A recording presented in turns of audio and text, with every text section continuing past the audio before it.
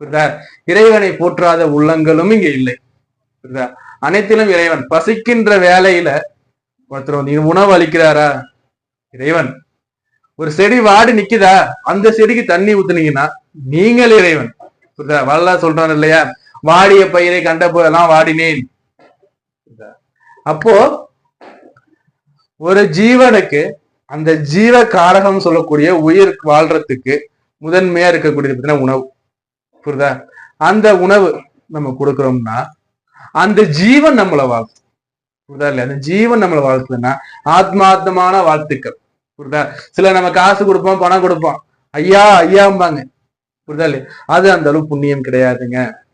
ஒருவருடைய பசி ஆற்றணும். அதுக்காக அந்த காலத்துல பாத்தீங்கன்னா அன்ன சத்திரங்கள், அன்ன சாவடிகள் திறந்து வச்சிருப்பாங்க. இன்னும் பல ஊருக்கு எடுத்து பாருங்க, சத்திரம்னு பேர்லயே இருக்கும். புரியுதுங்களா? அப்போ அன்னமிடு பசி